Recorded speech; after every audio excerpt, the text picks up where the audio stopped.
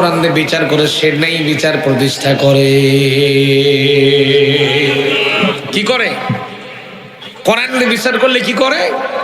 ন্যায় বিচার করে। তাহলে কোরআনের বিচার প্রতিষ্ঠা করার দরকার আছে না নাই? চিল্লায় বলেন আছে না নাই? সম্মানিত ভাইরা আমার, কোরআনে কারীমের বিচার যদি আল্লাহর জমিনে প্রতিষ্ঠিত হয়ে যায়, মানুষ নেই বিচার পাবে। মানুষ মানুষের জমির আইল কেটে খেতে পারবে না, অন্যায় করতে পারবে না, জুলুম করতে পারবে না, অবিচার করতে পারবে না। এই জন্য করে এই জমিনের সবচেয়ে অ্যান্টিবায়োটিক মেডিসিন হলো আল্লাহর কোরআন।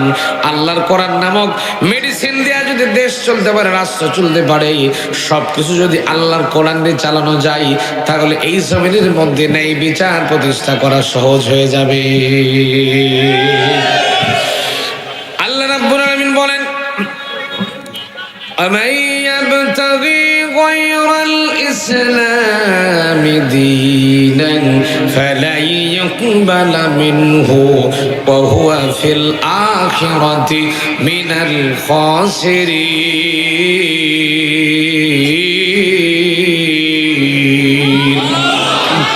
হয় নাই ভাই, হয় নাই। কোরআন তেলাওয়াতের সময় আল্লাহু আকবার হচ্ছে না। আমার প্রিয় ভাইরা, আমি যতবার তেলাওয়াত করব কণ্ঠ ছেড়ে দিয়ে চিৎকার দিয়ে আমার সঙ্গে আল্লাহু আকবার বলা লাগবে। আপনারা রাজি আছেন তো? পারবেন তো? রংপুরের মানুষ পারবেন তো ইনশাআল্লাহ? দেখি হাত তোলেন তো কারা কারা পারবেন না। সর্বনাশ করছে। আমি মাঝে মাঝে একটু উল্টাপাল্টা বক্তব্য দিই, একটু বুঝে শোনা জবাব দিন। আর প্রিয় ভাইরা আমার, এমনিতেই আমাকে অনেক রাত গভীর রাতে তুলেছেন, যখন মানুষ ঘুমায় সেই টাইমে আমাকে স্টেজে দিয়েছেন। এর মধ্যে যদি একটা লোক ওঠাউঠি করেন, আমার আলোচনার ভাবমূর্তি কিন্তু নষ্ট হয়ে যাবে। আলোচনার কথাটা ফিলিংসটা যেটুকু, ফিলিংস আসবে না। এই জন্য আমি আপনাদেরকে অনুরোধ করছি, 12:30 থেকে 12:45 মধ্যে দোয়া করে মঞ্চ থেকে বিদায় নেব ইনশাল্লাহ। ততক্ষণ পর্যন্ত থাকবেন না, উঠাউঠি করে চলে যাবেন। ওয়াদা দেন আমাকে, আগে 1 ঘন্টা কথা বলবো আর 1 ঘন্টা সময়। এই 1টা ঘন্টা কোরআনের জন্য কি দেওয়া যাবে ভাইজান? দেওয়া যাবে তো ইনশাল্লাহ? একটা লোককে উঠতে দেবেন না। আপনার পাশে থেকে যদি ওটা টেনে একটু বসায় দেবেন, মোতা লাগলে ওখানেই। কথা কয় না, কথা কয় না। উঠাউঠি করে যায়। এই যুবকেরা, সারাক্ষণ খালি ফেসবুক, মেসেঞ্জারে, হোয়াটসঅ্যাপে খালি গুতাগুতি মারো। আজকে সব বাদ, আজকে কোরআনের জন্য থাকতে সময় দিতে পারবে না। কথা কয় না রে, কথা কয় না রে। এই যে বক দেওয়া যাবে? আল্লাহু আকবার বল, আল্লাহু আকবার, আল্লাহু আকবার। দেখি আমি কোরআন থেকে তেলাওয়াত করে আপনাদের গলার ভরে আমি কুদ্দুস একটু চেক করে দেখি। আল্লাহ রাব্বুল আলামিন বলেন, আমান ইয়াবতাগি গায়রাল ইসলামি দীনান ফালাই ইউকবালা মিনহু ওয়া হুয়া ফিল আখিরাতি মিনাল খাসিরিন।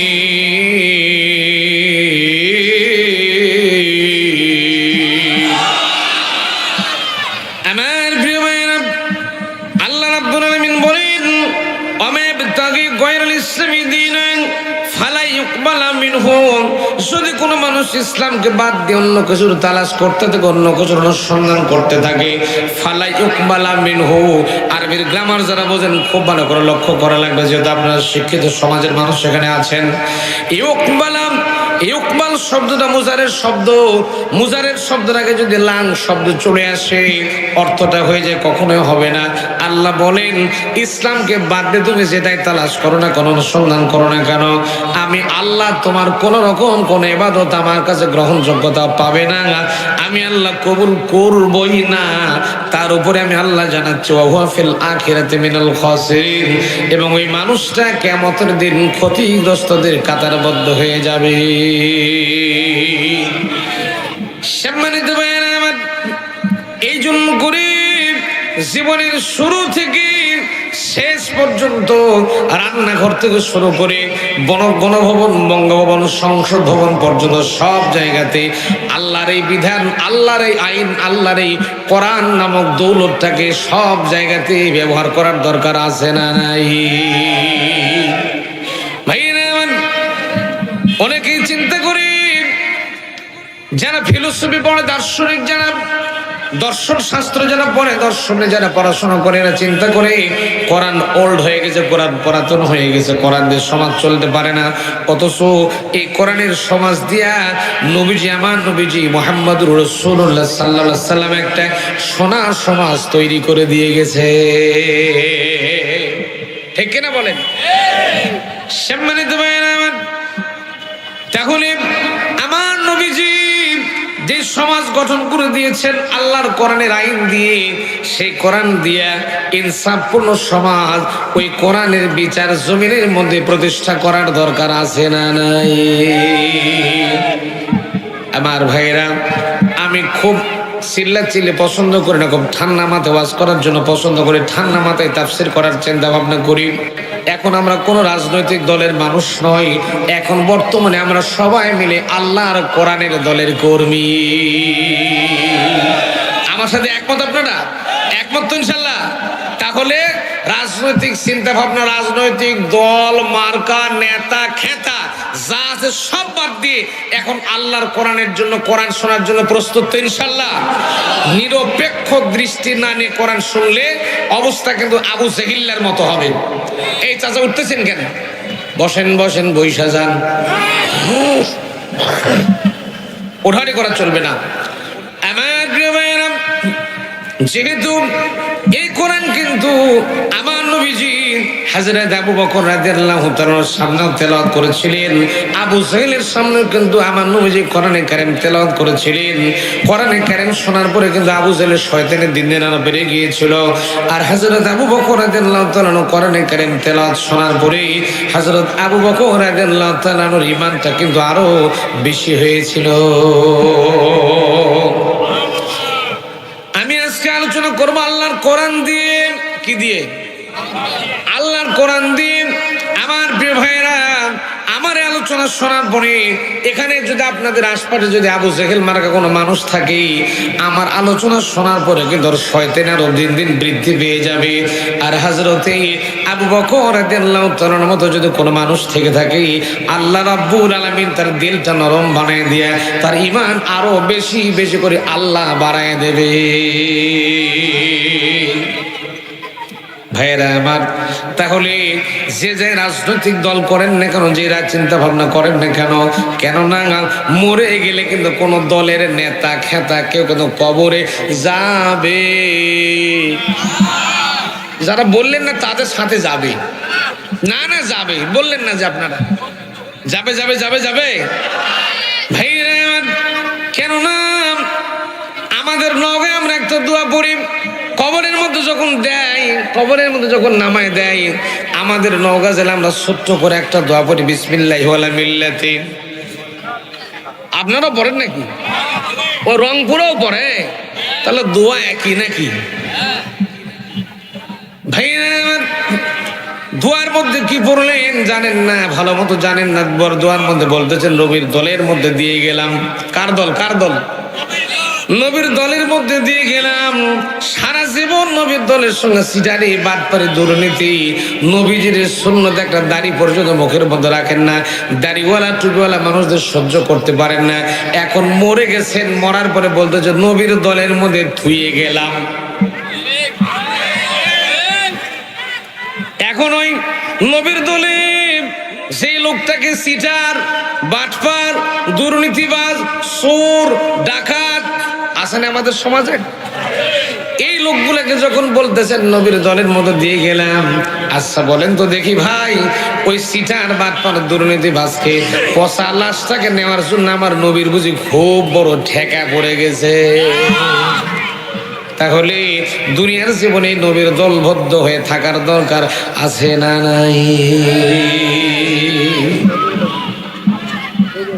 ওয়াজ কিছু বোঝা যায়? বুঝবেন ইনশাআল্লাহ ভিতরে। আমি আজকে আপনাদেরকে একটা বিষয় দিয়েছি, সেটার নাম হলো ন্যায় বিচার। কি বিচার? ন্যায় বিচার। আমার প্রিয় ভাইরা বলেন তো, ন্যায় বিচার প্রতিষ্ঠিত করার দরকার আছে না নাই? আওয়াজ দিয়ে বলা লাগবে, আছে না নাই?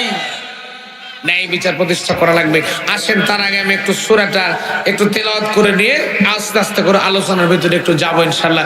যদি আপনারা আমাকে সময় সুযোগ করে দেন তাহলে কিছুক্ষণ আলোচনা রাখার চেষ্টা করবো ইনশাআল্লাহ। আপনারা আমি যতক্ষণ আছি ততক্ষণ আছেন তো ইনশাল্লাহ? ইনশাল্লাহ বলেন। রংপুরের মানুষ আউযুবিল্লাহ বিসমিল্লাহ বলতে পারেন তো নাকি? কথা কই না দাঁড়ে, কথা কই না রে। পারেন না? পারেন না? পারেন তো একসাথে আমরা জামাতের সঙ্গে একটু আউযুবিল্লাহ বিসমিল্লাহ পড়ি। আসেন তো একটু গলাটা ক্লিয়ার করে ঝাঁকি দেন, ক্লিয়ার করেন, জামাতের সাথে করবো। আসেন প্রিয় ভাইয়ের আমার, আয়াত পড়তে না পারলেও কমপক্ষে আউযুবিল্লাহ বিসমিল্লাহটা পড়বেন। শেষে গিয়ে চিৎকার দিয়ে আল্লাহু আকবার বলবেন ইনশাআল্লাহ। বলেন। আসেন আমরা একটু তেলাওয়াত করি। أعوذ بالله من الشيطان الرجيم بسم الله الرحمن الرحيم وإذا حكمتم بين الناس أن تحكموا بالعدل إن الله نعم ما يعظكم به إن الله كان سميعا بصيرا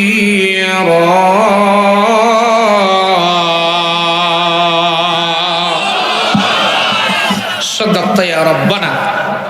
বিতাড়িত মুরতাদ শয়তানের ওয়াসওয়াসা থেকে পানাহ চেয়ে নিয়ে পরম করুণাময় আল্লাহ সুবহানাহু ওয়া তাআলার নামে কোরআনে কারীম থেকে আলোচনা শুরু করছি। আমার প্রিয় ভাইরা, আমি আপনাদের সামনে তেলাওয়াত করলাম সূরার নাম হলো সূরা নিসা। কোন সূরা ভাই? একটু কথা কোন কোন সূরা? সূরা নিসা। এটার মধ্যে আয়াত আছে 176টা, রুকু আছে 24টা।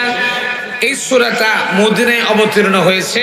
সেখান থেকে আমি যেটা তেলাওয়াত করলাম, তেলাওয়াতকৃত আয়াতের নম্বর হলো 58, 58। 5-এর সাথে 8 কত হয়? 58। এই সূরা যখন মদিনায় অবতীর্ণ হলো তখন আল্লাহর নবী মুহাম্মদুর রাসূলুল্লাহ সাল্লাল্লাহু আলাইহি সাল্লাম ছিলেন মদিনার রাষ্ট্রপতি। না, সুবহানাল্লাহ বলার দরকার নেই। সুবহানাল্লাহ বলবেন কেন? চিন্তা করতেছে নবী মানুষ, রাষ্ট্রপতি, কামটা কি ঠিক? কথা বলেন না, না ঠিক না। সম্মানিত ভাইরা আমার,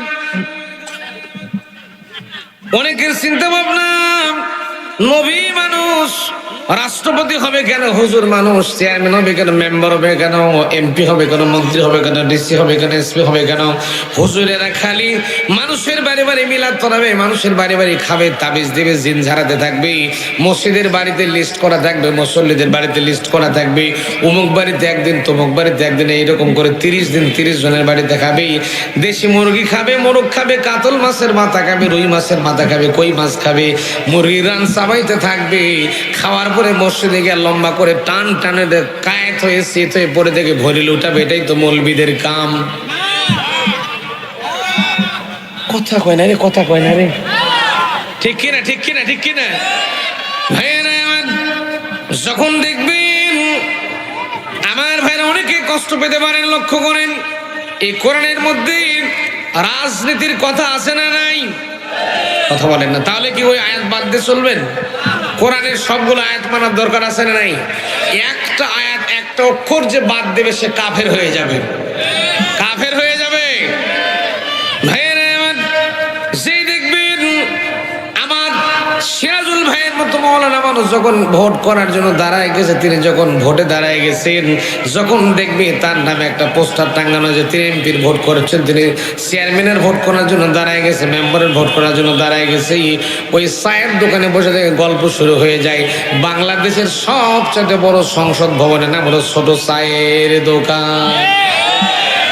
এক হাতে হারা গাছের মায়াবীর টান। কোন বিড়ি, কোন বিড়ি? আমাদের নৌকায় মায়াবীর বেশি চলে তো, তাই বললাম আর কি।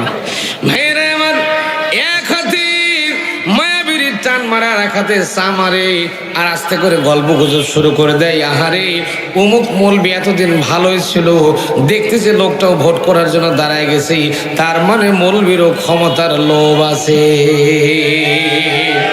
অথচ কোরআন হাতে নিয়ে বলতে চাই ভাইরা আমার, আল্লাহর নবী মুহাম্মদুর রাসূলুল্লাহ সাল্লাল্লাহু আলাইহি সাল্লাম ছিলেন মদিনার রাষ্ট্রপতি। কি ছিলেন? জোরে কোন কি ছিলেন? আল্লাহর নবী মুহাম্মদুর রাসূলুল্লাহ সাল্লাল্লাহু আলাইহি সাল্লাম যখন মদিনার রাষ্ট্রপতি ছিলেন, তখন আল্লাহ আয়াত নাজিল করে জানাই দিলেন, নবী আপনি দুনিয়ার মানুষকে জানাই দেন। কি জানাই দেন? সেই কথার আল্লাহ মেসেজ দিলেন। এই আয়াতের ভিতরে আল্লাহ রাব্বুল আলামিন সুন্দর করে মেসেজ দিয়েছেন আমাদের কাছে, সুস্পষ্ট বর্ণনা আল্লাহ নিজে করলেন। একটু কান করে শোনা লাগবে আমার ভাইরা। আল্লাহ রাব্বুল আলামিন বলেন, ওয়াইযা হাকামতুম বাইনান নাসি আন তাহকুমু বিল আদল ইন্নাল্লাহা নি'মা ইয়াইযুকুম বিহি ইন্নাল্লাহা কানা সামিআন বাসীরা।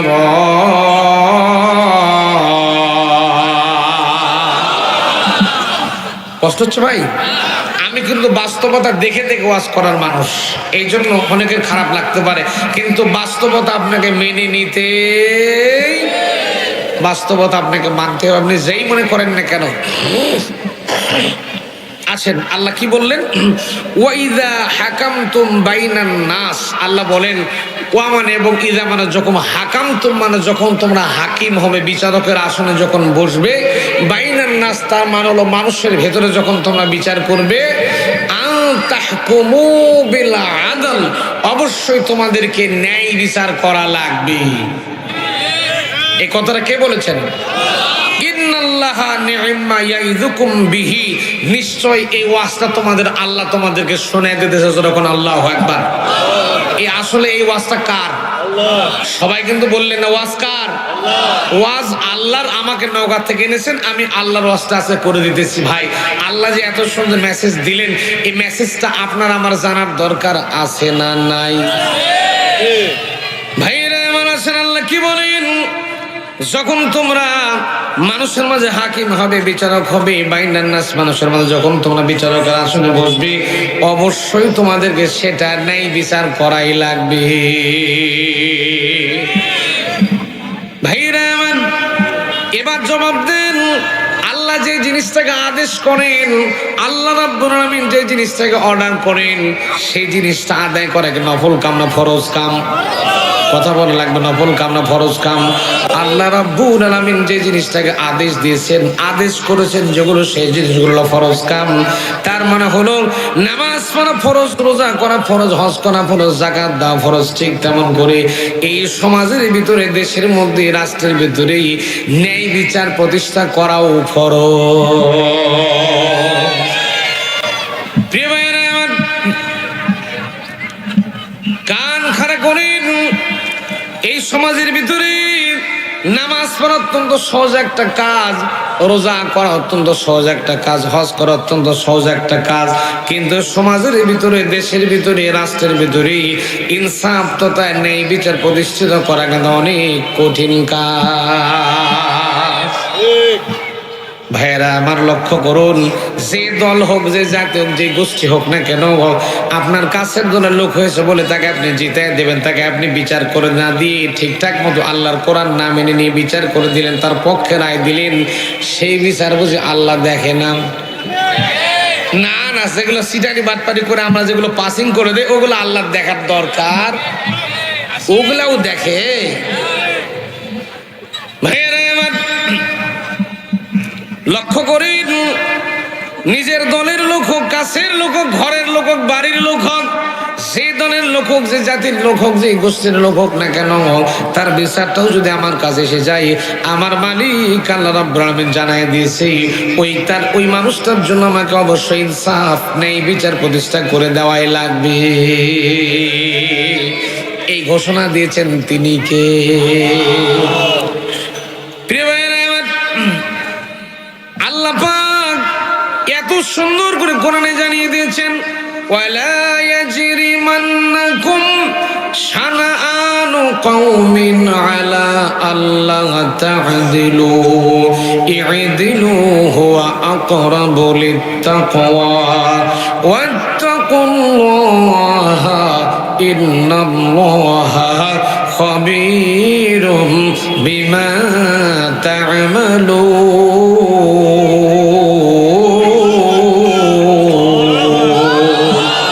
আরেকটু আওয়াজ দেখুন, আল্লাহু আকবার।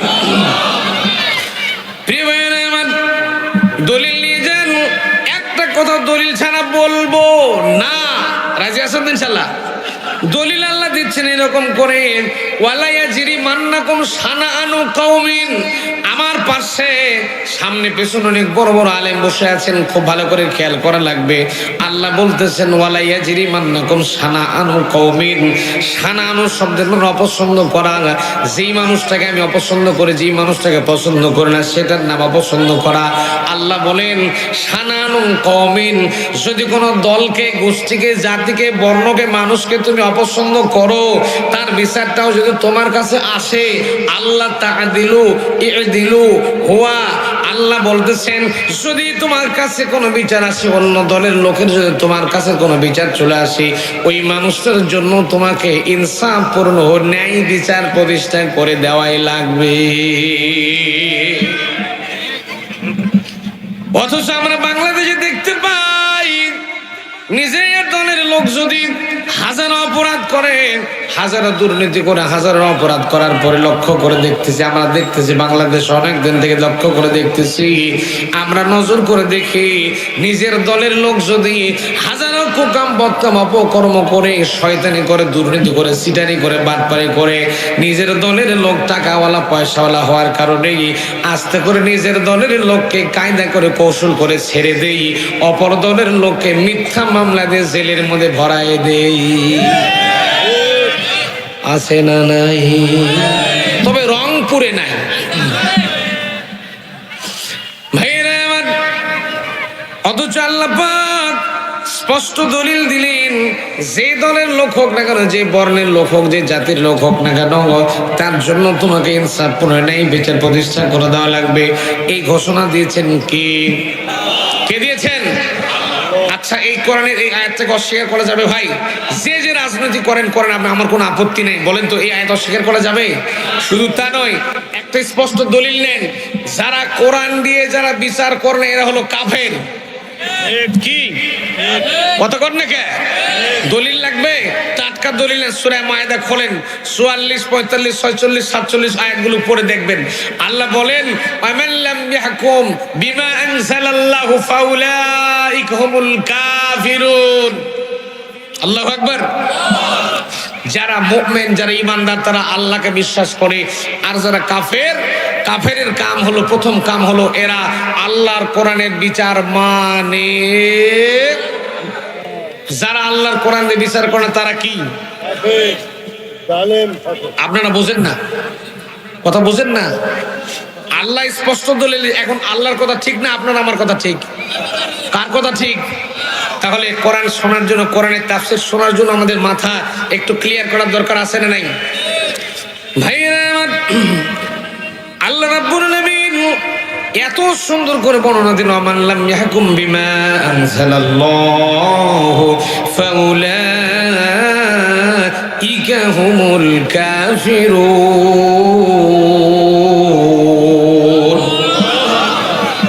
আমার প্রিয় ভাইরা, আল্লাহ রাব্বুল আলামিন বলেন আমার দেওয়া জীবন বিধান, আমান লাম ইয়াহকুম বিমা আনজালাল্লাহ, ওয়ামান লাম ইয়াহকুম, যারা আমার হুকুমকে কায়েম করার চেষ্টা করলো না, আমার দেওয়া জীবন বিধান কোরআন দিয়ে যারা বিচার ফয়সালা করে না, বিমা আনজালাল্লাহু, বিমা ইত্যাদি দ্বারা আনজালাল্লাহু, যেটা আমি আমার নবীর কাছে অবতীর্ণ করে দিয়েছি, ফাউলাইকা হুমুল কাফিরুন। আল্লাহ বলেন ওই মানুষগুলা তোমরা আদমশুমারিতে বাংলাদেশের নির্বাচনের ভোটার লিস্টে তাদের নামের সামনে মোহাম্মদ লিখতে পারেন, মোহাম্মদ শব্দ থাকতে পারে, আমি আল্লাহ ফতোয়া দিলাম ওরা হলো কাফের, ওরা হলো ফাসিক, ওরা হলো জালেম। ওয়াজ বুঝতেছেন না? আল্লাহর কোরআনের যারা বিচার করবে না, আল্লাহর কোরআন দিয়ে যারা বিচার করবে না, ওরা হলো কাফের, ওরা হলো ফাসিক, ওরা হলো জালেম। এই ফতোয়া দিয়েছেন কি? এখন আপনারা কাফের বললে আপনার খুব লাগে, খুব লাগে আপনাকে কাফের বললে, কিন্তু যে আপনি আল্লাহর কোরআনের আইন, আল্লাহর কোরআনের বিচার যারা করতেছেন না তাদের পক্ষে আপনি গান গাইতেছেন, তাহলে আপনি কুফরির সঙ্গে শামিল হচ্ছেন কিনা? কথা কওয়া লাগবে, হচ্ছেন কিনা? ভাইরা আমার, আল্লাহর কোরআনের বিধান হলো আপনাকে আমাকে আল্লাহর কোরআনের বিধান প্রতিষ্ঠা করার জন্য কাজ করাই লাগবে। এই ঘোষণা দিয়েছেন কে? আল্লাহর কোরআনের আইন ভালো লাগে না কাদের জানেন? সিটার বাটপার চোর আর দুর্নীতিবাজদের। কথা কর না কেননা সিটার বাটপার দুর্নীতিবাজ যারা, আল্লাহর আইন যদি, আল্লাহর কোরআনের আইন যদি প্রতিষ্ঠিত হয়ে যায়, তারা চুরি করতে পারবে না। চুরি করলে, কথা কয় না বাড়ি, কথা কয় না রে, চুরি করলে কি করবে? ভাই আমি মিডল ইস্টের অনেকগুলো দেশ ভ্রমণ করেছি, দেখতে বাচ্চা হুজুর। ভারতের এমন কোন রাজ্য নেই আমি যাইনি, সেখানে প্রোগ্রাম করেছি। আমি সৌদি আরবে যে দুবাই গেছি, কুয়েত, কাতার, বাহরাইন, অনেকগুলো দেশ আমি ঘুরে দেখেছি। এখানে আপনারা যা মক্কা মদিনায় যারা গিয়েছেন লক্ষ্য করে দেখবেন, মদিনার একটা সোনার দোকানে যত পরিমাণ সোনা থাকে, আপনাদের গোটা রংপুরের সব সোনা এক জায়গায় জোড়া দিল এতগুলা সোনা হবে দন্তান্ন আকারে। অথচ আজান যখন হয়ে যায় সব দোকান ওপেন থাকে, সব দোকানপাট খোলা থাকে, কেউ দোকান পাহারা দেয় না, সবাই নামাজের মধ্যে দৌড়ে চলে যায়। এখন বলেন তো সোনার দোকানের পাহারা দেয় কে? চিল্লায় কোয়া লাগবে, কে দেয়? সোনার দোকানের পাহারা আল্লাহ দেয়। অথচ আপনার আমি যখন বাংলাদেশে কোনো মসজিদের মধ্যে নামাজ পড়তে ঢুকি, নতুন বাটা জুতা কিনে যদি নামাজ পড়তে ঢুকি, নামাজের মধ্যে রুকু সেজদা দিতে চিন্তা করি বাটা জুতা আছে না গেছে।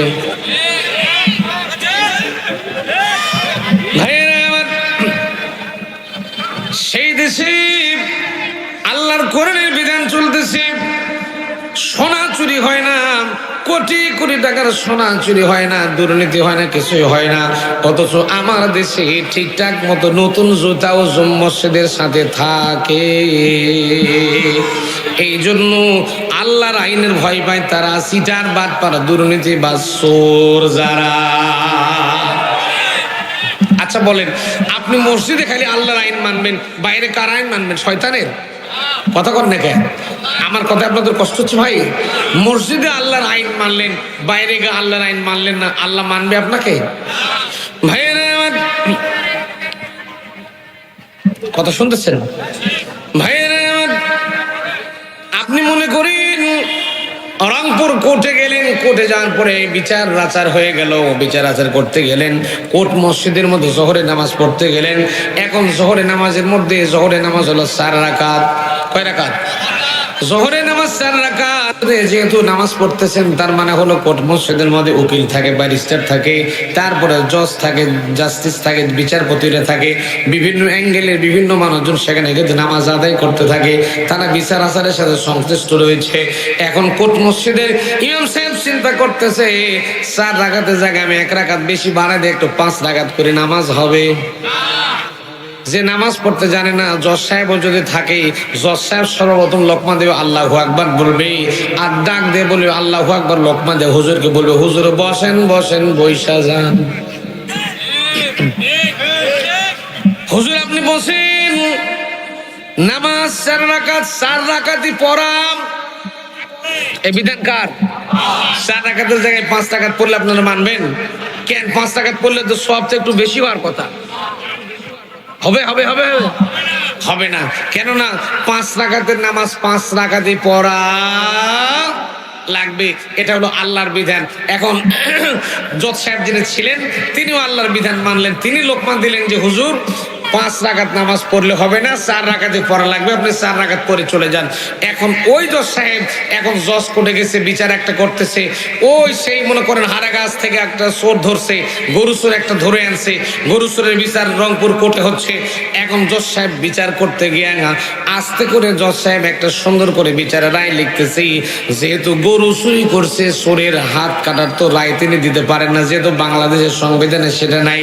আস্তে করে জজ সাহেব রায় দিল 6 বছরের জেল। বলেন তো দেখে কোরআনের বিচার হলো? ভাইয়েরা আমার, যে জজ সাহেব নামাজ পড়লেন কোরআন দিয়ে, নামাজ পড়লেন কোরআন দিয়ে, ঠিকঠাক মতো নামাজ পড়লেন, 4 রাকাতের জায়গায় 5 রাকাত তিনি পড়লেন না, আবার ওই জজ সাহেব বিচারের কোর্টে গিয়ে আল্লাহর কোরআনের আইন মানলেন। না মানার কারণ হলো বাংলাদেশের সংবিধানে এটা নাই, এই জন্য তিনি মানতে পারলেন না। আর আমরাও সেখানে লোকমা দেই না যে জজ সাহেব আপনি এটা কেমন বিচার করলেন, আপনি কোরআনের বিচার করতে পারলেন না। কোরআনের বিচার হলো চুরি করলে চোরের হাত কেটে দেওয়া লাগবে, যেই চুরি করে হাত কাটা লাগবে, সুতরাং তার হাত কেটে দেন। এই লোকমা দিলেন না, কারণ হলো এই লোকমা যদি জজ সাহেবকে দেন আপনাকে পুলিশে দেবে জেলের মধ্যে ঢুকাই দেবে, এই ভয়ে লোকমা দেয় না। আমার প্রিয় ভাইরা, আজকে যদি বাংলাদেশ স্বাধীনতা লাভ করেছে 53-54 বছরের মতো হয়ে গেল, বাংলাদেশের সব প্ল্যাটফর্ম সব জায়গা থেকে একটা আওয়াজ যদি তৈরি হয়ে যেত, সেই যা করুক না কেন চুরি করলে হাত কাটা লাগবে, এই লোকমা যদি জজ সাহেবদেরকে আমরা দিতে পারতাম, এতদিন আল্লাহর জমিনে আল্লাহর কোরআনের আইন কায়েম হয়ে যেত।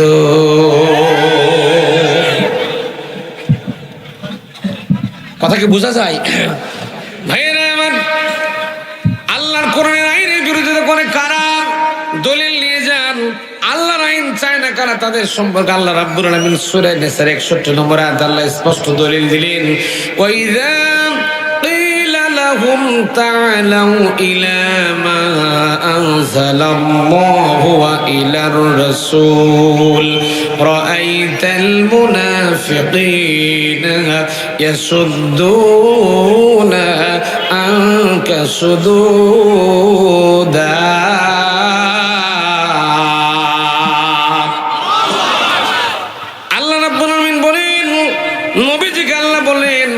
আপনি যখন কোরআন দিয়ে রায় দেওয়ার চেষ্টা করবেন, এই কোরআনের পথে যখন আপনি ডাকবেন, কোরআনের আইনের দিকে যখন মানুষকে আপনি ডাকতে থাকবেন,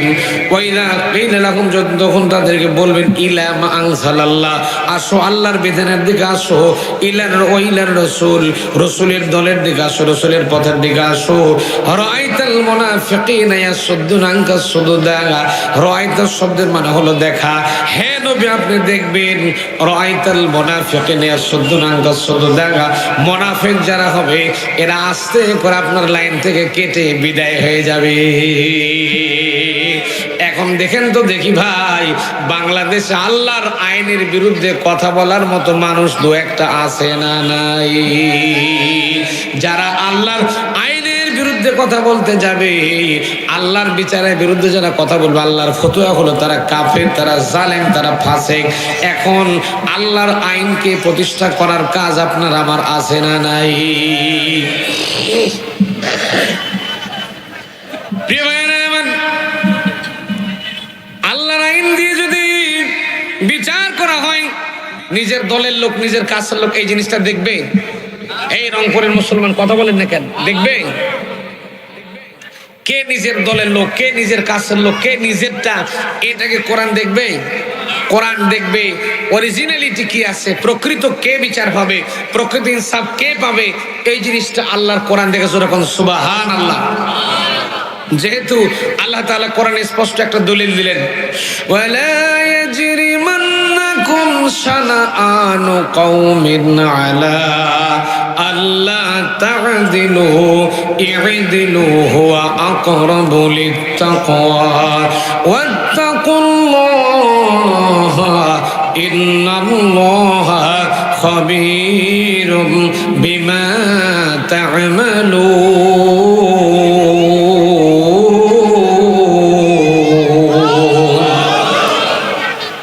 প্রিয় ভাইরা, সেই দলের লোক হোক, সেই গ্রুপের লোক হোক, কালো হোক, ধলা হোক, ফর্সা হোক, ময়লা হোক, যে দলের লোক হোক না কেন, তার বিচারটাও যদি আমার কাছে চলে আসে, তাহলে অবশ্যই ইনসাফপূর্ণ নেই বিচার প্রতিষ্ঠা করে দেওয়া লাগবে। ঘোষণা দিয়েছেন কি? সিল্লে বলেন কে? সবাই একটু আল্লাহর নামে একটা তাকবীর দিব না? লিল্লাহি তাকবীর। হাতগুলো একটু নাড়াচাড়া দেন ভাই। আবার দেখেন হাত নাড়া থেকে যেন কারো নাক ফাটাই দেন না। লিল্লাহি তাকবীর। আল কোরআনের আলো,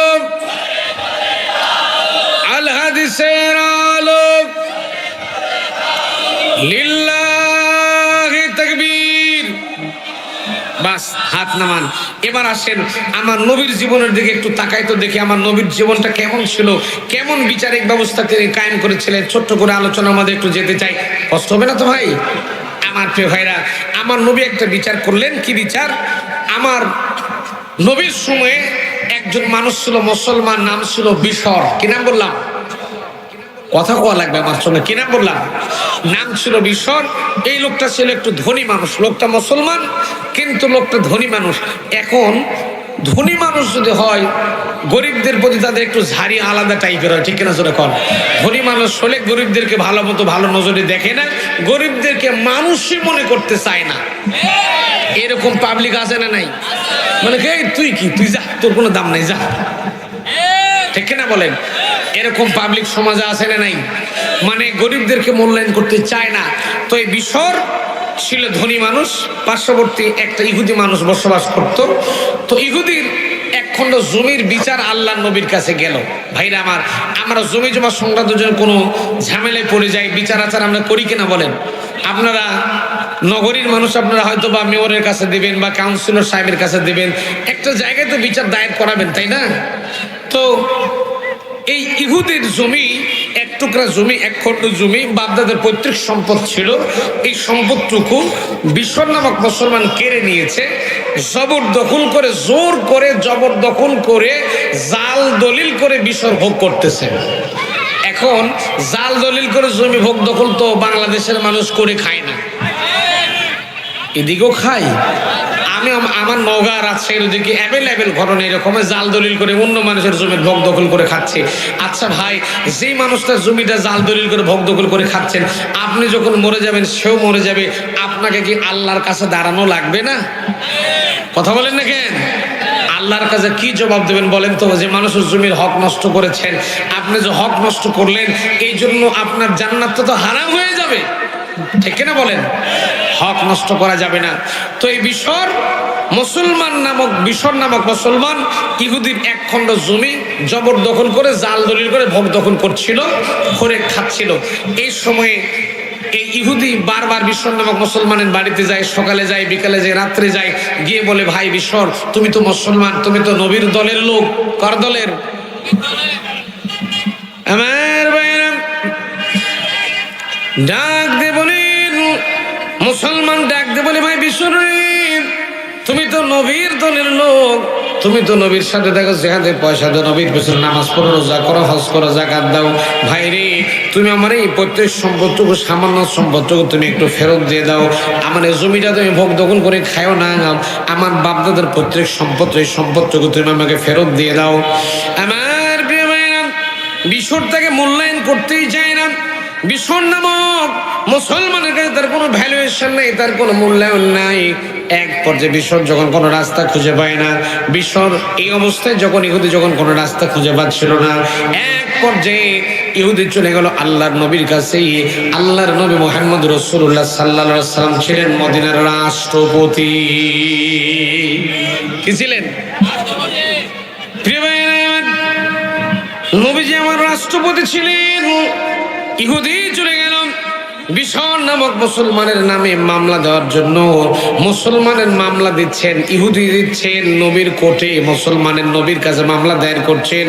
মামলা একটা লিস্ট করলেন, মামলা দায়ের করলেন, হে নবী, আপনার একজন মুসলমান, নাম তার বিশর, আমার বাড়ির পাশে তার বাড়ি, লোকটা আমার জমিটা ভোগ দখল করে খাচ্ছে।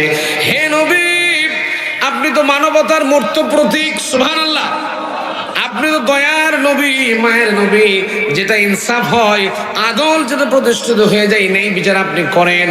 হে নবী, আপনার কাছে আমি একটা বিচার দায়ের করলাম, এই বিচারটা আপনি একটু মেহেরবানি করে দেখবেন, আমাকে নেই বিচার করে দেওয়া লাগবে। কেননা আমার বাড়ির পাশে এক খণ্ড জমি, এই জমিটা আমি ভোগ দখল করে খাই অনেক দিন থেকে। কেননা এই জমিটা আমার বাপদাদার পৈতৃক সম্পত্তি, এই জমিটা আমি ভোগ দখল করে খাই।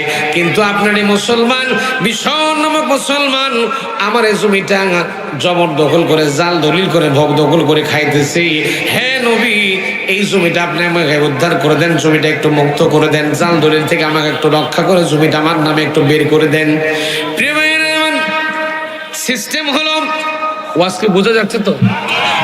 আমার ভাষা বুঝতে কষ্ট হচ্ছে না তো? আমি তো সুন্দর করে কথা বলার চেষ্টা করছি, আমার লোকাল ভাষা তো ইউজ করি নাই। আমি অবশ্য বাংলাদেশ সব বিভিন্ন জায়গায় যাই, এক এক জায়গায় যে এক এক রকমের ভাষা পাই, তো এক এক জায়গার ভাষা এক এক রকম অবস্থা হয়ে গেছে আর কি। তো আমার বাড়ি হলো নওগাঁ জেলা, আমার পার্শ্ববর্তী জেলার নাম হলো চাঁপাইনবাবগঞ্জ। এই চাঁপাইনবাবগঞ্জের মানুষেরা আবার ঠিকঠাক মতো উচ্চারণ করতে পারে না, এরা সিনকে সিন পড়ে, সিনকে সিন পড়ে। আপনি যাবেন, আপনাকে বলবো হুজুর আসসালামু আলাইকুম, মানে আগে সালা তারপর দুলাভাই। সিরাজগঞ্জে চলে যান, এরা বলে হিরাজগঞ্জ, হিরাজগঞ্জের হোলা, মানে পোলা না বলে বলে হোলা। তারপরে আপনি ঢাকায় চলে যান, আমি মাঝে মাঝে মাদ্রাসা বোর্ডের কাজ করার জন্য ঢাকায় যাই। পুরান ঢাকায় গিয়ে একদিন বসে থেকে চা খাচ্ছিলাম, তো দেখতেছি দুই বাপ বেটায় গল্প করতেছে। বাপে বেটারে বলতেছে আবে হালায় বেটা করতেইলি, বাপে ছেলেরে বলতেছে আবে হালা বেটা করতেইলি। এখন ছেলেও বাপকে উত্তর দিচ্ছে আবে হালা আব্বাই করতেইলাম। আমি চিন্তা করলাম সর্বনাশ, বাপও শালা বেটাও শালা, ঘটনা কি? আমি জিজ্ঞেস করলাম ভাই আপনি আপনার ছেলেকে কিরকম হালা শব্দ ঢুকাই দিতেছেন কেন? আমার বলে আবে হালা মোল্লা তুই আল্লাহকে ঢুকছিস কি লেগা, মানে আমিও শালা। আমাকে নোয়াখালীর অঞ্চলে প্রিন্সিপাল ছিল, আমার বলে এই মৌলানা সাহেব এদিকে আসেন, এদেরকে যেটাই বলেন না কেন এরা মোহব্বতের হালা, সব হান্দায় দেয়। এরা হালা শব্দটা মাঝখানে হান্দায় দেয়, সে আমার বুঝাই দিতেছে। নোয়াখালী চলে যাবে, নোয়াখালী ভাষা, নোয়াখালীর মানুষের ভাষা একদম শর্টলি একেবারে ছোট্ট বানায় দেয়। আমরা বলি তুমি খেয়ে এসে ঘুমিয়ে পড়ো, আর ওরা বলে তুই খাই আসে হুতি যা। আমরা বলি খেয়ে দিয়ে আরাম করতে পারলাম না, ঘুমাতে পারলাম না, শান্তিতে থাকতে পারলাম না, ওরা বলে খাতিতে দিবেলা চলে গেলে হুতি পারলাম না গো। মানে বাংলা ভাষা নদিয়া বা ভারতের নদিয়া, মেহেরপুর, কৃষ্ণনগর এই অঞ্চলে বাংলা ভাষার জন্ম হয়েছে। এটা আহত হয়েছে চট্টগ্রামে আর নিহত হয়েছে গিয়ে সিলেটে। কোন জায়গায় নিহত হয়েছে? সিলেটে যাবেন, সিলেটের ভাষা কিচ্ছু বুঝবেন না। সিলেটে যখন আমি প্রথম যাই সব মনে আছে কি কই আল্লাহ জানে, কিচ্ছু বুঝতে পারি না। সিলেটি ভাষায় ওরা ছোট্ট একটা সঙ্গীত রচনা করেছে, ছোট্ট একটা সঙ্গীত। আমি 2 মিনিটে বলে দেবো। কথা কয় না রে, কথা কয় না রে, কমু কমু কমু, আল্লাহু আকবার কর। সুরমা গাঙ্গর পরবারি, সুরমা গাঙ্গর পরবারি, শাহজালালের উত্তর সুরি, দেশ বিদেশে বেটাগিরি, আমরা হগল সিলোডি, আমরা হগল সিলোডি, আমরা হগল সিলোডি, আমরা হগল সিলোডি, সিলেটেরি হংলার বাগান। কিসের বাগান? সিলেটেরি হংলার বাগান, খাইলে জোড়ায় হগলার বরান, সিলেটের চানা খাইলে রে ভাই দিন কাটে না একটি, দিন কাটে না একটি। সুরমা গাঙ্গর পরবারি, শাহজালালের উত্তর সুরি, দেশ বিদেশে বেটাগিরি, আমরা হগল সিলোডি, আমরা হগল সিলোডি। সৌদি আরব, আবুধাবি, লন্ডন, কাতার, কুয়েত যাবি, সৌদি আরব, আবুধাবি, লন্ডন, কাতার, কুয়েত যাবি, আমেরিকাতেও গেলেও শুধু পাইবেন খালি সিলোডি, পাইবেন খালি সিলোডি, পাইবেন খালি সিলোডি, পাইবেন খালি সিলোডি। সুরমা গাঙ্গর পরবারি, শাহজালালের উত্তর সুরি, দেশ বিদেশে বেটাগিরি, আমরা হগল সিলোডি, আমরা হগল সিলোডি। মারহাবা কর ভাইরা আমার। এক এক জায়গার ভাষার এক এক রকম মাধুর্যতা আছে না নাই? আমি জীবনে একবার হবিগঞ্জ গেছিলাম, সিলেট ডিভিশনের একটা জেলার নাম হবিগঞ্জ। কি বললাম ভাই? কথা কয় না রে, কথা কয় না, কি বললাম? হবিগঞ্জ সিলেট জেলার একটা জেলা, সিলেট বিভাগের একটা জেলা নাম হবিগঞ্জ। আমি হবিগঞ্জ গিয়ে মাগরিবের নামাজ পড়ে একটু বসে আছি, তো বয়স্ক একটা চাচা এসে আমার বলতে, হুজুর হুজুর আপনি শুকনা আগু খাবেন না ভিজা আগু খাবেন নি? আমার বলতে হুজুর আপনি শুকনা গু খাবেন না ভিজা গু খাবেন নি? আমি চিন্তা করলাম সর্বনাশ, সেই নওগাঁ থেকে এত লং জার্নি, এত কষ্ট করে আসছে এই গু খাওয়ার জন্যে। আমি তো মারেফাতটা বুঝি নাই, আমি তো বুঝতে পারিনি। আমি আস্তে করে একটা ছেলেকে, ইয়াং ছেলেকে, 20-25 বছর ছেলে হবে, আমি ডাকলাম এই বাবা এদিকে আসো তো বাবা।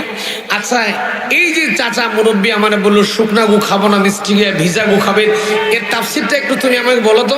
সে আমার বলছে হুজুর আপনি ভিজা মিষ্টি খাবেন না শুকনা মিষ্টি খাবেন? আমি বললাম আরে সারে সর্বনাশ, যদি না বুঝতাম তো দেখাই দেয়।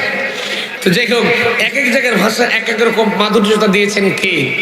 চিৎকার দিয়ে বলতে হবে কে দিয়েছেন। তো যাই হোক, আমি যে অ্যাঙ্গেলে যে সিস্টেমে কথাগুলো বলছি, কথা বোঝা যায় তো নাকি?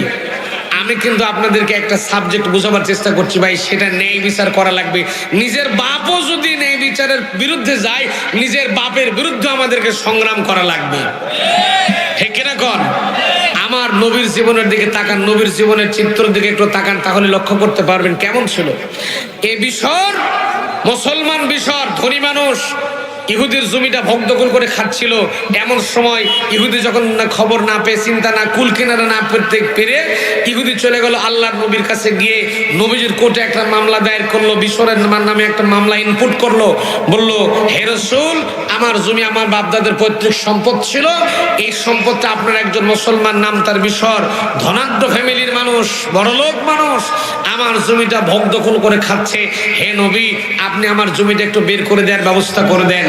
এখন নবীজি বিচার করবেন কি দিয়ে? কথা কয় না বারে, কথা কয় না, কি দিয়ে? কি দিয়ে? আল্লাহ রাব্বুল আলামিন বলেন, ওয়া তাম্মাত কালিমাতু রাব্বিকা সিদকান ওয়া আদলা লা মুবাদদিলা লিকালিমাতিহি ওয়া হুয়াস সামিউল আলিম। আরো জোরে কোন আল্লাহু আকবার। এই দুনিয়াতে আল্লাহর জমিনে, আরশের নিচে, জমিনের উপরে আল্লাহর কোরআনের চাইতে শ্রেষ্ঠ বিচারের কিতাব দুনিয়াতে আর আছে নাকি? কিছুই হতে পারে না। নবীজি বিচার করবেন আল্লাহর কোরআন দিয়ে, একটু লক্ষ্য করা লাগবে। আয়াতের আলোচনার ভিতরে একটু যেতে চাই। প্রিয় বিশ্ব নবী, আমার নবীজি ইনসাফপূর্ণ বিচার করার জন্য দুই পক্ষকে মামলার একটা হিয়ারিং ধার্য করা লাগে। মামলার শুনানি দেওয়ার দরকার আছে না নাই? কথা বলেন না কেন? মামলার শুনানি দেওয়ার দরকার আছে।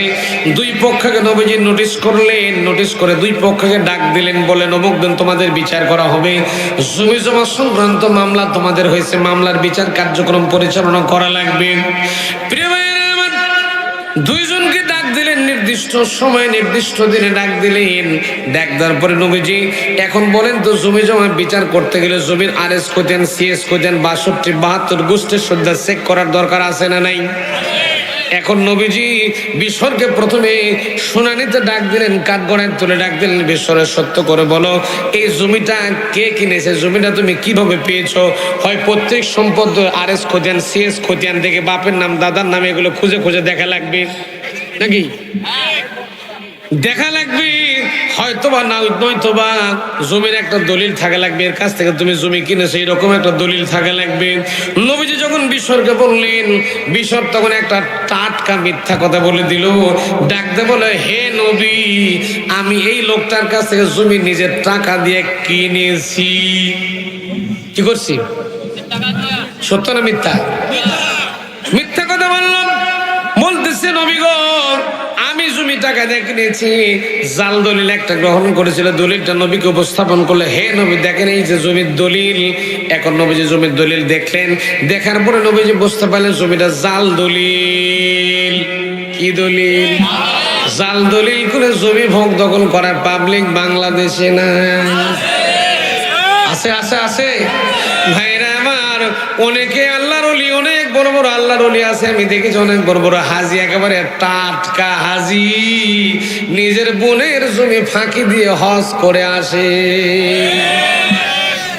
আবার দেখেছি অনেক হাজি আছে, নিজের 40 বিঘা জমি আছে, ছেলের নামে 20 বিঘা দিয়ে 4টা ছেলে মেয়ে, 2টা ছেলেকে 20 40 বিঘা জমি লিখে দিয়েছে, একবারে স্ট্যাম্প করে লিখে দিয়ে দিয়েছে।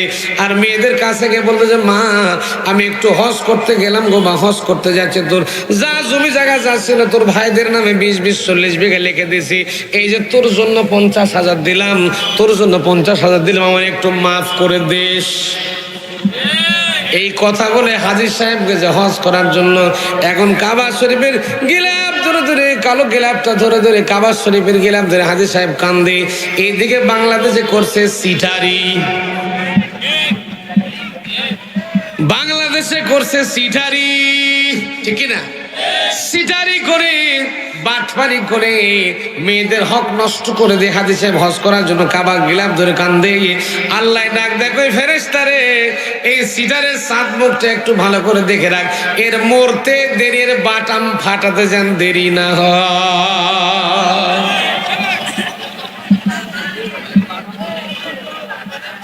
আমার ওয়াজ হয়তো অনেক কষ্ট পাবেন, কিন্তু বাস্তবতা আপনাকে মানাই লাগবে, ঠিক কিনা বলেন ভাইরা আমার? শুধু তা নয়, আমরা প্রত্যেকটা ক্ষেত্রে ক্ষেত্রে আল্লাহকে ধোকা দিয়ে চলার চেষ্টা করতেছি। আমরা মনে করি আল্লাহ এই সমস্ত জিনিসগুলো বুঝে দেখে না। আপনাদের রংপুরে যখন জমি রেজিস্ট্রি করা হয়, সাব রেজিস্ট্রি অফিসে যান কিনা? যান না, যান না, যান না? সাব রেজিস্ট্রি অফিসে যখন যান, জমি রেজিস্ট্রি করতে গেলেন, জমির ভেন্ডারের কাছে গেলেন, জমির ভেন্ডার সাহেব বলবে, স্ট্যাম্প ভেন্ডারে গেলেন, ভেন্ডার সাহেব বলবে জমি রেজিস্ট্রি খরচ হলো 20,000, আর পকেট খরচ, টেবিল খরচ হলো 20,000। কি খরচ? কি খরচ? টেবিল খরচ 20,000 আছে, তার মানে ঘুষের টাকা। এবার জমিটা রেজিস্ট্রি হয়ে গেছে, যিনি জমি রেজিস্ট্রি করলেন তিনিও মসজিদে জোহরে নামাজ পড়তেছেন, যিনি জমির দলিল লিখে টেবিল খরচ যিনি পকেটের মধ্যে ঢুকাই নিয়েছেন উনিও নামাজ পড়তেছেন। নামাজ পড়তে পড়তে কপাল একেবারে ঘষে ফেলাইছে। এখন নামাজের মধ্যে আল্লাহকে ঘোষণা দিয়ে বলতেছে, ইয়্যাকা না'বুদু ওয়া ইয়্যাকা নাস্তাঈন, আল্লাহ আমি তোমার গোলাম, তোমার ইবাদত করি, তোমার দাসত্ব করি। আল্লাহ কই তোর পকেটের মধ্যে ওইটা কি? কথা কয় না রে, কথা কয় না। আল্লাহ কই তোর পকেটে কি? আল্লাহ কই তোর লোক বিশ্ব বাটপার আমার গোলাম হতে পারে? ভাইরা আমার, এই যে ইনসাফ যদি প্রতিষ্ঠিত হয়ে যায়, এই সিটার বাটপার দুর্নীতিবাজগুলা এইরকম সিটারি বাটপারি করে দেশের টাকা লুটপাট করে বিদেশে পাচার করতে পারবে। এই জন্য সিটারেরা চায় না আল্লাহর কোরআন বিজয়ী হয়ে যাক, ইনসাফ ন্যায় বিচার জমিনের মধ্যে প্রতিষ্ঠিত হয়ে যাক। এই জন্য করে সিটার বাটপার দুর্নীতিবাজেরা চায় না। কথা বলেন ঠিক কিনা ভাইরা আমার? শুনতেছেন কথা? শুনতেছেন আমার ভাইরা? আলোচনায় ফিরে আসি। এইবার যখন নবীজি যখন মামলার হিয়ারিং শুরু করে দিয়েছেন, বিশপ তখন ডাকতে বলছে, নবী হে, এই জমিটা আমি তার কাছে পয়সা দিয়ে কিনেছি, টাকা দিয়ে কিনেছি, এই জমিটা আপনি আমাকে দিয়ে দেন। হে নবী, এই জমিটা আমাকে দিয়ে দেন। বিশপ ছিল মুসলমান, নবীর দলের লোক, নবীর কাছের লোক, নবীর পিছনে নামাজ পড়তো, রোজা করতো, হজ করতো, যাকাত দিত। তারপরেও কিন্তু তার মধ্যে মুনাফিকের রোগ ছিল। যেহেতু মুনাফিকের রোগটা তার মধ্যে ছিল, আমার প্রিয় ভাইয়েরা, এবার যখন আমার নবীজি বিশরের কাছে ডাক দেব, বিশরের কাছ থেকে বিচার শুনে নিলেন। বিশরের কাছ থেকে যখন কথাবার্তা শোনা হয়ে গেল, এবার আমার নবীজি আস্তে করে ডাক দিলেন, ইহুদিরে ডাক দিলেন, বললেন তুমি একটু তোমার মামার হিয়ারিংটা দিয়ে দাও, তুমি তোমার মামলা শুনে এটা একটা বারের জন্য দিয়ে দাও। এই লোকটা উঠে, ইহুদি মানুষ উঠে, যদিও লোকটা ইহুদি কিন্তু তারও নাই বিচার পাওয়ার অধিকার আছে না নাই? কথা কন না কেন? ইহুদি হোক, খ্রিস্টান হোক, হিন্দু হোক, বৌদ্ধ হোক, জৈন হোক, যে ধর্মের লোক হোক না কেন, তার জন্য অবশ্য আপনাকে আমাকে ইনসাফ তথা ন্যায় বিচার প্রতিষ্ঠা করে দেওয়াই লাগবে। এই ঘোষণা দিয়েছেন কে? কে দিয়েছেন? ভাইরা আমার, এইবার যখন বিশপ যখন লক্ষ্য করে দেখতেছে এই লোকটাকে, নবীজি প্রশ্ন করছেন, নবীজি ওদিকে প্রশ্ন করছেন, তুমি সত্য করে বলো, তুমি জমিটা কিভাবে দখল করে খাইতেছিলে? জমিটা তুমি কোন সূত্র ধরে পেয়েছো? একটা বারের জন্য বলো। যেহেতু আমি একটা দলিল পেয়েছি, বিশ্বরের নামে একটা জোরের দলিল পেয়েছি, কমলা দলিল হয়ে গেছে, সুতরাং আমি একটু দেখতে চাই, তোমার জমির কাগজপত্র একটু দেখতে চাই। নবীজি কাগজপত্র অনুসন্ধান করলেন, তালাশ করে নবীজি দেখতে পেলেন অরিজিনালি ইহুদির জমি, ইহুদির জমিটা ভোগ দখল করে খাচ্ছিল, কিন্তু বিশ্বর নামক মুসলমান গায়ের জবরদখল করে, জোর দখল করে এই জমিটা ভোগ দখল করে খাচ্ছিল। আমার নবীজি আস্তে করে সুন্দর করে একটা রায় দিলেন, ডাকতে বললেন, বিশ্বর রে, মুসলমান নামক, বিশ্বর নামক মুসলমান, আমি নবী জাস্টিফাই করলাম, আমি নবী যে বিচার আয়াত পরিচালনা করে দিলাম, আমি নবী কোরআনে কারিমের বিচার করে দিলাম। সেটা হলো, তুমি যে সিটারি করেছো, জাল দলিল করে ভোগ দখল করে তার জমিটা ভোগ দখল করে খাইতেছ, গেছো। আমি নবী বললাম তুমি তাড়াতাড়ি করে এই লোকটাকে তোমার জমিটা ফেরত দিয়ে দাও, জমিটা তুমি আর ভোগ দখল করে খাও না। এই কথা বলে নবীজি মামলাটা ক্লোজ করে দিলেন, মামলাটা ডিসমিস করে বিচারটা কমপ্লিট করে দিলেন। কিন্তু নবীর বিচার বিশরের পছন্দ হলো দণ্ডান্বয়কারী। এখন বিশর বিচার আল্লাহ নবীর কোর্ট থেকে বেরিয়েছে, বিশরে বেরিয়েছে, ইহুদি বেরিয়েছে। বের হওয়ার পরে এবার বিশর ইহুদিকে ডাকতে বলছে, ভাইরে আমি যে নবীর দলের লোক, ভালো করে ওয়াজটা শোনেন। বিশর ইহুদিকে ডাকতে বলতেছে, আমি যে নবীর দলের লোক এই জিনিসটা বুঝি নবী বোঝেনি। কি করেনি? নবী বোঝেনি, চলে আমি নবীর বিচার মানি না। এই বিচারটা ছানি করার জন্য আর একটা আদালতে দ্বিতীয়বারের জন্য আর একটা বার আর এক জায়গায় নিয়ে যাব। ভাইরা ইহুদি ডাকতে বলতেছি, ভাই বিশরণী, যেহেতু তুমি তো তোমার নবীর দলের লোক, তোমার নবীর আদালতে বিচার দিয়েছি, তোমার নবীর বিচার তোমাকে মানা তো দরকার। যেহেতু যেই নবীর পেছনে নামাজ পড়ো, রোজা করো, হজ করো, যাকাত দাও, সে নবীর বিচার তুমি মানতে পারো না, তাহলে তুমি কেমন মুসলমান? তোমার তো ইমানের মধ্যে ঘাপলা আছে। তুমি কেমন মুসলমান? তুমি তোমার নবীর বিচার মানতে পারো না। আমার প্রিয় ভাইরা, নবীর বিচার যে লোক মানতে পারে না, তার মানে সে আল্লাহর কোরআনের বিচার মানে। কেননা আল্লাহর কোরআনের বিচার যারা মানে না, আল্লাহ তাদেরকে বলেছেন, ওয়ামান লাম ইয়াহকুম বিমা আনজালাল্লাহু ফাউলাইকা হুমুল কাফিরুন।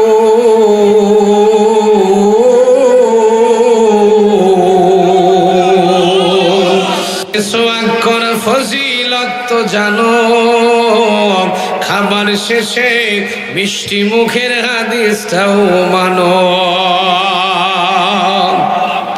তুমি মেসোয়াক করা ফজিলত তো জানো, খাবার শেষে মিষ্টি মুখের হাদিসটাও মানো। শুধু হক কথাটা উচ্চ স্বরে বলতে পারো না, অন্যায় দেখে বারুদ হয়ে জ্বলতে পারো না। কেমন মুসলমান তুমি একটু ভাবো না, কেমন তোমার ঈমান একটু বলো না। তুমি মেসওয়াক করা ফজিলত তো জানো, খাবার শেষে মিষ্টি মুখের হাদিসটাও মানো। তুমি যেই কালিমার দাওয়াত দিলে বুকেতে নাই তুলে, দেখো সেই কালিমার দাওয়াত দিয়ে কত জোনাজ জেলে। তুমি যেই কোরআনের ওয়াজ করলে হাদিয়া তোহফা মেলে, দেখো সেই কোরআনের ব্যাখ্যা লিখে কেউ ফাঁসিতে ঝুলে। তুমি দুনিয়ার মোহে জীবনের মায়া ছাড়তে পারো না, প্রভুর রাগে প্রাণ বিলিয়ে দিতে জানো না। কেমন মুসলমান তুমি একটু ভাবো না, কেমন তোমার ঈমান একটু বলো না। লিল্লাহে তাকবীর। আমার প্রিয় ভাইরা, নবীর বিচার যে লোক মানতে পারে না, আল্লাহর নবীর বিচার যে লোক মানতে পারে না, সেই লোকটাকে আর মুসলমান থাকে? যেরকম থাকে। কেননা কোরআনের স্পষ্ট দলিল হলো, ওয়ামান লাম ইয়াহকুম বিমা আনজালাল্লাহু ফাউলাইকা হুমুল কাফিরুন। আল্লাহ বলতেছেন, যারা আমার দেওয়া বিধান কোরআন দিয়ে যারা বিচার করে না, এরা সরাসরি ডাইরেক্ট কাফের। এ দলিল কে দিচ্ছেন? দলিল কে দিচ্ছেন? আল্লাহ দিচ্ছেন। এখন বলেন, এই বিষয় নবীর বিচার মানতে পারতেছে না, ওকে আর মুসলমান আছে? জোরে কোন আছে? ও তোর মুসলমান থাকলো না। ভাইরা আমার, আবার ইনসাফপূর্ণ কয়েকটা দিক আমার আলোচনার মধ্যে ফোটানোর দরকার আছে, যেহেতু আপনাদেরকে ন্যায় বিচার নিয়ে কথা বলার চেষ্টা করছি। ইনসাফপূর্ণ ন্যায় বিচার প্রতিষ্ঠা করতে গেলে কিন্তু ঠিকঠাক মতো সাক্ষীরও দরকার। সাক্ষী যদি ঠিকঠাক মতো না হয় তাহলে কিন্তু বিচার দুর্বল হয়ে যায়, যখন ঠিক কিনা। আবার বাংলাদেশে অহরহ ঘটনা হয়, টাকা খায়া কিন্তু সাক্ষী বিক্রিও হয়ে। তবে রংপুরের লোক যায় না অবশ্য। ছোট্ট একটা ঘটনা মনে পড়ে গেছে, বাহে রংপুরের মানুষ, বাহের দেশের লোক, একটা কথা না বলে পারি না। আপনারা কি বিরক্ত হয়ে গেছেন? আমি কি আলোচনা ছেড়ে দেবো? 12:37 বেজেই গেছে অলরেডি, যেহেতু আজকে প্রথম দিন, শেষ করে দিই না কি কর? একটা ছোট্ট বিচার বলে আমি এই আলোচনাটা, এই ছোট্ট আলোচনা সংক্ষেপ করে দেবো ইনশাল্লাহ। শর্টলি, একেবারে শর্টলি আলোচনা করছি। একজন মানুষের 2টা বউ ছিল। আল্লাহর নবী হযরতে দাউদ আলাইহিস সালামের জামানার ঘটনা। কোন নবী? কথা কয় না, কথা কয় না। কোন নবী? হযরতে দাউদ নবী এবং হযরতে সুলাইমান আলাইহিস সালাম একজন নবী ছিলেন, দুজনে বাপ বেটা নবী ছিলেন। আল্লাহ কোরআনে ইরশাদ করলেন যে দাউদ নবী আর সুলাইমান নবী যখন কোনো বিচার কার্যক্রম পরিচালনা করে, আমি আল্লাহ পাক বসে বসে ওদের বাপ বেটার বিচার করা দেখতে থাকি। না সুবহানাল্লাহ, কালকে সকাল 10টায় পড়লেও চলবে, আজকে থাক। জোরে কর না সুবহানাল্লাহ। এখন বিচারটা কি? যখন বিচারটা চলছিল তখন দাউদ আলাইহিস সালাম দেশের বাদশা ছিলেন, দেশের রাষ্ট্রপতি ছিলেন। আর সুলাইমান আলাইহিস সালামের বয়স ছিল অনলি 8 ইয়ার্স, মাত্র 8 বছরের ছোট্ট একটা বাচ্চা মানুষ। কয় বছর? কথা কয় না, কয় বছর? 8 বছরের ছোট্ট বাচ্চা। দাউদ নবী বিচার করে, সুলাইমান আলাইহিস সালাম পাশে বসে বিচার করা দেয়। কি বিচার? একটা মানুষের 2টা বউ। যাদের ঘরে 2টা বউ তারা তো খুব মজার মধ্যে আছে নাকি? মজাই আছে, মজাই আছে। এক বউ রাগ করলে আর এক বউয়ের ঘরে যাবে। যাদের 2টা বউ কেমন মজা আছে তাদের দৃশ্য একটু দেখেন, তাহলে ঠেলা বুঝবেন।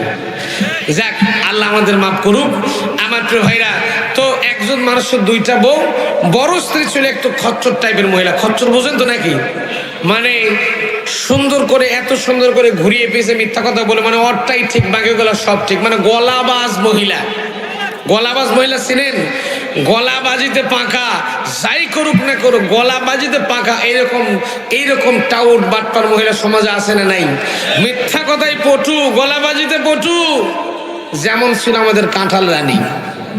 একটু বুঝে নিন আপনি, আমি অ্যাঙ্গেলে মারতেছি, এটা বুঝে নিন আর কি। গলাবাজিতে পটু, মিথ্যা কথায় পটু। যে সমস্ত মহিলা এরকম আচরণ করে, আমি তাদের নাম দিয়েছি মোসাম্মদ মিসা কথা খাতুন। কি নাম? এই মহিলা গলাবাজিতে পটু ছিল। বড় স্ত্রী অত্যন্ত মিথ্যা কথা বলতো, আর ছোট স্ত্রী অত্যন্ত আল্লাহ পাকের মাহবুব প্রিয় বান্দী ছিল, অত্যন্ত ভালো একজন মহিলা মানুষ ছিল। তো ঘটনা চক্রে 2জন স্ত্রী লোক একসঙ্গে 2টা বাচ্চা প্রসব করলো। বড় স্ত্রীও বাচ্চা প্রসব করতেছে, ছোট স্ত্রীও বাচ্চা প্রসব করতেছে। তখন তো আর এই আপনার রংপুর মেডিকেল কলেজ ছিল না, ছিল এই ডায়াগনস্টিক সেন্টার ছিল। আমাদের বউদের বাচ্চা হওয়ার 5 মাস আগে আমরা ক্লিনিকে সিরিয়াল লাগাই, কোন ডাক্তার দিয়ে পেট কেটে সিজার করে বাচ্চা বের করবে, এই চিন্তা ভাবনা 5 মাস আগে থেকে আমাদের মাথার মধ্যে ঘোরে। 2টা বাচ্চা প্রসব করেছিল। বাচ্চা হওয়ার পরে 2টা বাচ্চা হয়ে গেল, 2জন স্ত্রী লোক 2টা বাচ্চা প্রসব করলো। বড় স্ত্রী মরা, ভালো করে বাস্তব শোনেন, বড় স্ত্রী মরা পুত্র সন্তান দুনিয়াতে জন্ম দিল, আর ছোট স্ত্রী জীবিত পুত্র সন্তান জন্ম দিল।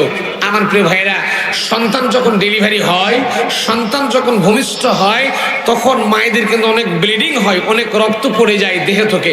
অনেক রক্তপাত হবার কারণে অনেক মা কিন্তু প্রসব করতে গিয়ে মরেও যায়। ঠিক কিনা বলেন? অনেক মা দুনিয়া থেকে মৃত্যুবরণ করে, ব্লিডিং, অতিরিক্ত ব্লিডিং হবার কারণে অনেক মা মারা যায়।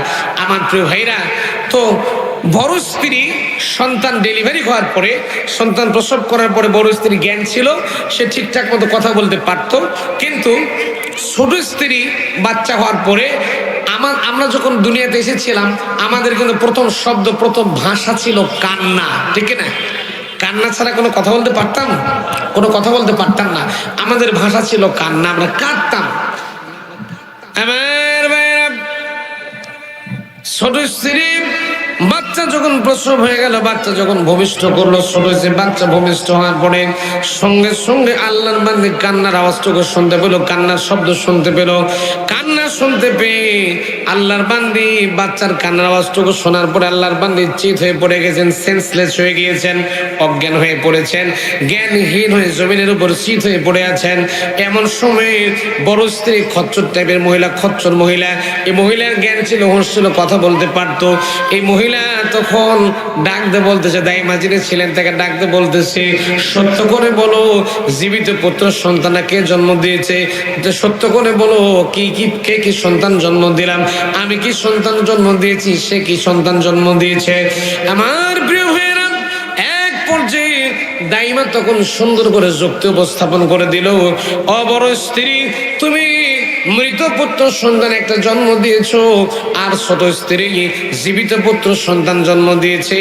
সঙ্গে সঙ্গে দাইমা মোটা একটা বান্ডিল, আস্তে করে মোটা একটা বান্ডিল দাইমার হাতের মধ্যে দিয়ে বলতেছে, ওর জীবিত পুত্র সন্তান আমার কোলের মধ্যে এনে দাও, আমার মরা পুত্র সন্তান তার কোলের মধ্যে ঢুকাই দাও। এখন বান্ডিল আপনারা চিনেন তো, কি কি কি টাকা আমরা সবাই চিনি কম বেশি। জীবিত পুত্র সন্তান আমাকে দাও, জীবিত পুত্র সন্তান আমার কোলের মধ্যে এনে দাও, এই যে টাকা দিলাম, বান্ডেল ধরো, বান্ডেল নিয়ে নাও, জীবিত পুত্র সন্তান আমাকে দিয়ে দাও, আমার মরা পুত্র সন্তানটা তুমি তার কোলের মধ্যে উঠিয়ে দাও। আমার প্রিয় ভাইয়েরা, জীবিত পুত্র সন্তান বড় স্ত্রীর কোলে, ছোট মরা পুত্র সন্তান ছোট স্ত্রীর কোলের মধ্যে চলে গেল। এবার যখন আল্লাহর বান্দি ছোট স্ত্রীর যখন জ্ঞান ফিরলো, আল্লাহর বান্দি ছোট স্ত্রী তখন ডাকতে বলতেছে, আমি তো জীবিত পুত্র সন্তান জন্ম দিয়েছি, তার কারণ হলো যখন সন্তান প্রসব করছিলাম, সন্তান যখন ডেলিভারি হয়ে গিয়েছে, তখন তো আমার জ্ঞান ছিল, হোশ ছিল, কথা বলতে পারতাম। আমি যখন কথা বলতে পারতাম, যখন আমার জ্ঞান ছিল, যখন বাচ্চা ডেলিভারি হয়ে গিয়েছে, আমি বাচ্চার কান্নার আওয়াজটুকু শুনতে পেয়েছি, আমি কান্না শুনেছি, তার মানে জীবিত পুত্র সন্তান আমি জন্ম দিয়েছি। আমার জীবিত পুত্র সন্তানটা তোমরা আমার কোলের মধ্যে উঠাইয়া দাও। প্রিয় বড় স্ত্রীও ডাকতে বলতেছি, জীবিত পুত্র সন্তান আমি জন্ম দিয়েছি। ছোট স্ত্রীও ডাকতে বলতেছে, জীবিত পুত্র সন্তান আমি জন্ম দিয়েছি। দুইজন স্ত্রী লোক ডাকতে বলতেছে, জীবিত পুত্র সন্তান আমি জন্ম দিয়েছি। বড় স্ত্রীকে আমি দিয়েছি, ছোট স্ত্রী বলে আমি দিয়েছি। এক পর্যায়ে এই বিচারটা চলে গেল আল্লাহর পয়গম্বর হযরত দাউদ আলাইহিস সালামের আদালতে বিচারটা চলে গেল। বিচার কার্যক্রম পরিচালনার জন্য দাউদ আলাইহিস সালাম চেয়ারে বসে, বিচারকের চেয়ারে বসেছিলেন, আর পাশে হযরত সুলাইমান আলাইহিস সালাম বিচারকের চেয়ারের পাশে বসে আছেন। সুলাইমান আলাইহিস সালামের বয়স কয় বছর? জোর হলো না? 8 বছরের সন্তান সুলাইমান আলাইহিস সালাম, তখন তো তিনি নবী হন নাই। সুলাইমান আলাইহিস সালাম 8 বছরের বাচ্চা মানুষ বিচার করা দেখছেন। দাউদ নবী বিচার করতেছেন। বিচার করতে গিয়া দুইজন মামলার একটু হিয়ারিং শুরু করলেন। মামলার ইনসাফপূর্ণ ন্যায় বিচার প্রতিষ্ঠা করার জন্য দুই পক্ষের মামলা ঠিকঠাক মতো শুনানি গ্রহণ করার দরকার আছে না নাই? প্রিয় ভাইয়েরা আমার, দাউদ নবী বড় স্ত্রীকে ডাকতে বললো, জীবিত সন্তানকে প্রসব করেছে সত্য করে বলো, জীবিত পুত্র সন্তানকে জন্ম দিয়েছে তুমি একটু সত্য করে বলো। এবার বড় স্ত্রী, আমি আগেই বলেছি মিসা কথা খাতুন, ভাইরা আমার আগেই বলেছে, বড় স্ত্রী টাউট, বাটপার, মিথ্যা কথায় পটু, সুন্দর করে ঘুরিয়ে পেঁচে মিথ্যা কথা বলতে পারে। এইরকম মহিলা আমাদের সমাজে 2-4টা আছে না নাই? তবে এইদিকে নাই অবশ্য।